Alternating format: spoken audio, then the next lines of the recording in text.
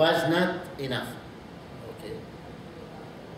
Another thing is that everyone is born with Islam.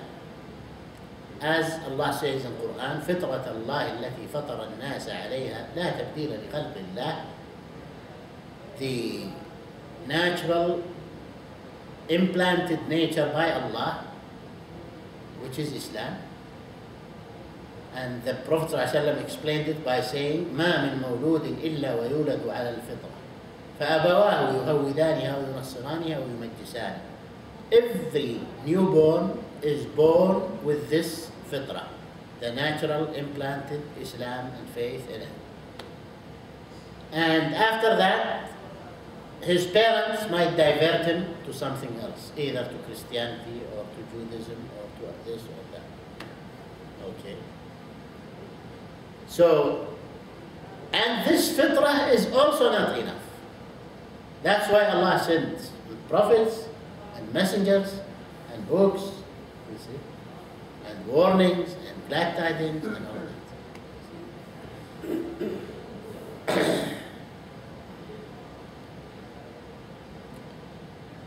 And those people who broke the oath with Allah subhanahu wa ta'ala by worshipping others besides Him and doing corruption in earth, Allah says, أُولَٰئِكَ هُمُ الْخَاسِرُونَ.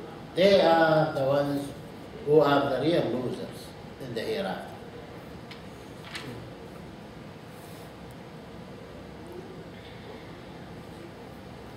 إذا جهزنا قل لي أبو عمران عشان نخلص. جاهز؟ أوكي. هذا وصلى الله على نبينا محمد. Any questions about this? Sheikh, now the people, they will go to the heaven or to the hell, okay? And if the people die, they will be in the grave and they will see their places. If it is a place in the paradise or it's a place in the hell. So what about the people in the middle? We people, we make mistakes and we make good things. We make bad, we make, you know. So are those people going to be punished first, then they will be in the hellfire, then they go to the paradise, and for how long, you know, those things. There are sinners who will be forgiven without punishment. And there are sinners who will be punished first and then they will be taken out of hellfire.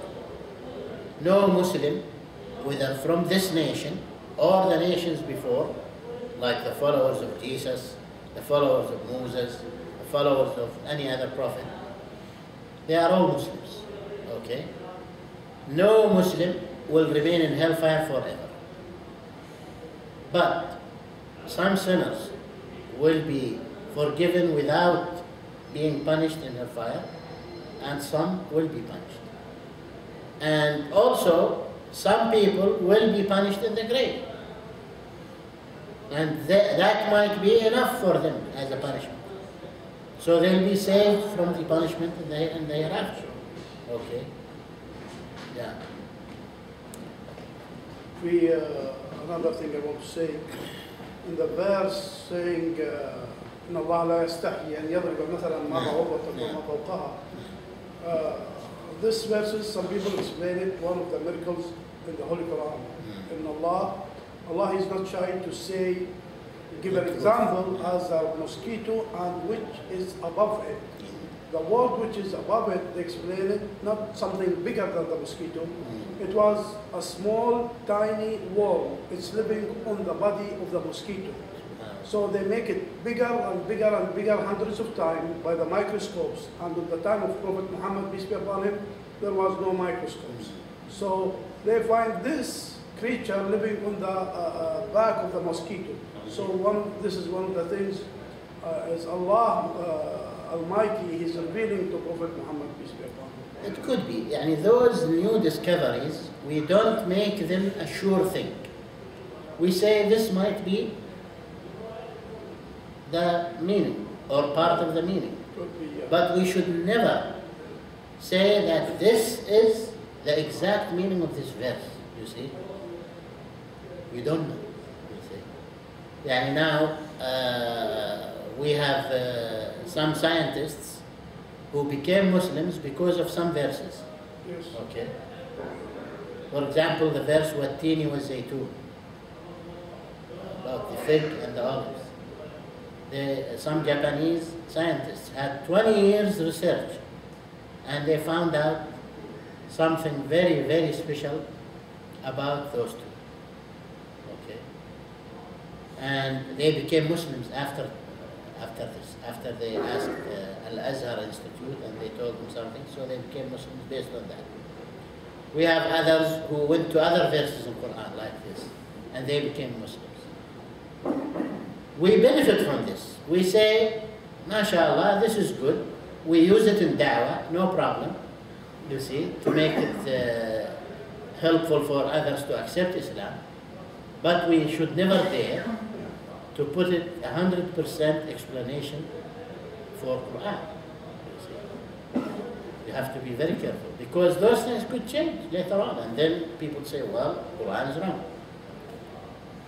If you come now and say, this is definitely what the verse meant, and then later on, knowledge changed, and they find out that this is a stupid thing, not true, then what? You see?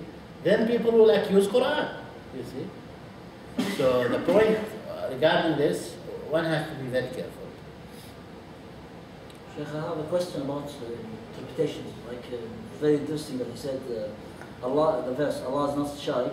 You give examples of mosquito or whatever is above it. He interprets it as, you know, a living form, a wall, Yes. and you know the traditional interpretation is, I think so, I'm not sure, that is something like a bigger rock. So there's a fixed interpretation that we can rely on, you know, a safe interpretation that cannot be changed. No, science is like theology. Actually, it's you know, it's regenerating theories. Newton physics was before in the 60s were you know, the best new inventions, you know, nuclear stuff. Now it's all falsehood of policies in it. So what can we rely on? We can rely on Ibn Kathir, for example. Can rely on Sahaba narrations? I know a lot of Sahaba narrations, or companion sayings are different, but not conflicting different. It's like synonyms, the same thing, you know.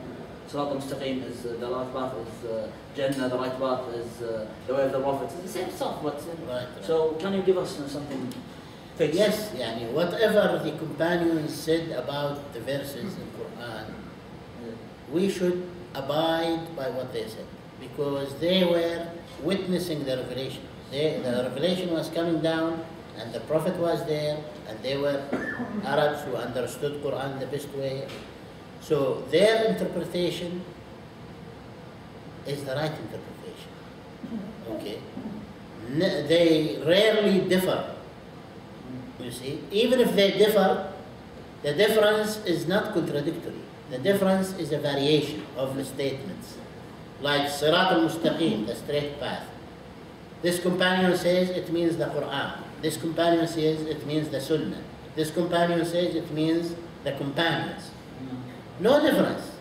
Because Quran and Sunnah are the same, and the companions teach the same. So you have not got anything different than this. You see?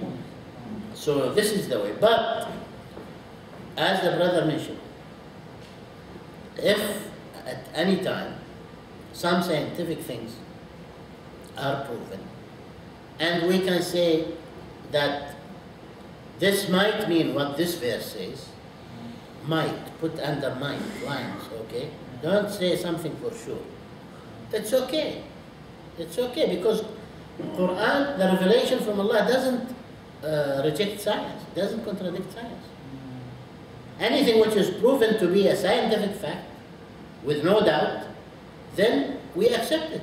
This made me think of something my uncle told me a long time ago when I first started questioning the Bible. He said that scientific fact is based on the best knowledge of our time. Now remember that knowledge comes from God.